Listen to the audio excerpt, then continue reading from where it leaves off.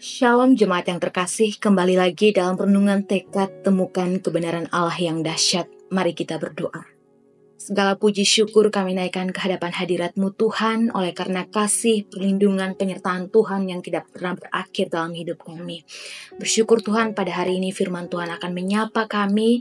Bukalah hati kami Tuhan, supaya kami dipenuhi dengan kebenaran firman-Mu.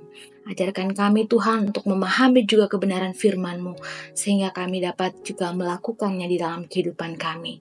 Berfirmanlah, kami siap mendengar firman-Mu. Dalam nama Tuhan Yesus kami berdoa. Amin. Bacaan Alkitab hari ini terambil dari Zakaria 7 ayat yang ke-9.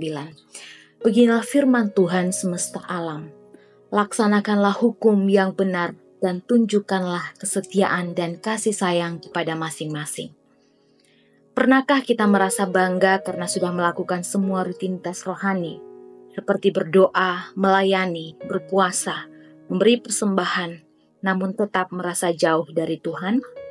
Seolah ada kekosongan yang tidak bisa diisi hanya dengan aktivitas spiritual. Zakaria 7 membawa kita ke sebuah momen refleksi yang dalam.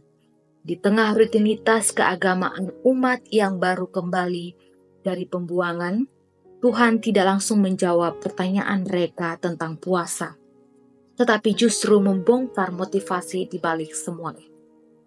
Ibadah yang sejati ternyata bukan soal seberapa rajin kita beribadah, tetapi seberapa dalam hati kita mencerminkan kasih dan keadilan Tuhan. Tuhan tidak mencari penampilan lahiriah, melainkan relasi yang lahir dari kasih yang sejati. Zakaria 7 menyampaikan teguran Allah terhadap generasi sebelumnya yang beribadah secara lahiriah, tetapi menolak untuk hidup sesuai dengan keadilan dan belas kasihan. Ayat 5-6 menyingkapkan realita yang tajam. Apakah benar-benar aku yang kamu puasakan? Tuhan menolak ibadah yang kosong, karena kasih kepadanya tak bisa dipisahkan dari kasih kepada sesama. Zakaria 7 ayat 9 menegaskan inti dari kerinduan Tuhan, keadilan, kasih, dan belas kasihan.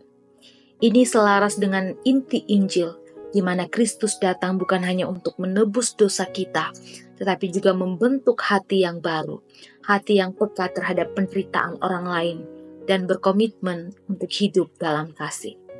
Melalui renungan hari ini, biarlah kita melihat kembali motivasi ibadah kita. Apakah kita menyanyi, berdoa, memberi dan melayani dengan hati yang mengasihi Allah dan sesama? Atau kita sibuk menjaga tampilan rohani sambil mengabaikan keadilan dan belas kasihan dalam relasi? Karena Kristus lebih dulu mengasihi kita saat kita tidak layak. Kini kita dipanggil untuk mencerminkan kasih itu dalam cara kita memperlakukan orang lain, khususnya mereka yang lemah, tersisih, dan terluka. Biarlah ibadah kita tidak hanya terdengar di mimbar atau ruang doa, tetapi terasa dalam tindakan kasih setiap hari. Mari kita berdoa.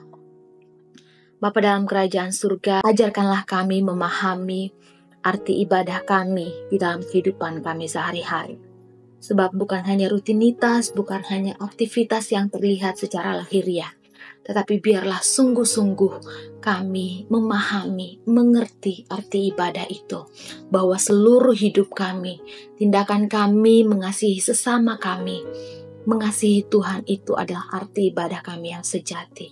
Oleh karena itu tolonglah kami Tuhan dalam perjuangan yang tidak mudah ini, agar dapat mengaplikasikan ibadah yang sejati, yang terbukti dalam kasih kami kepada Tuhan maupun dalam kami mengasihi sesama kami.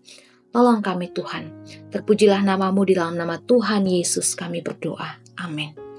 Selamat melakukan kebenaran Allah yang dahsyat. Tuhan Yesus memberkati.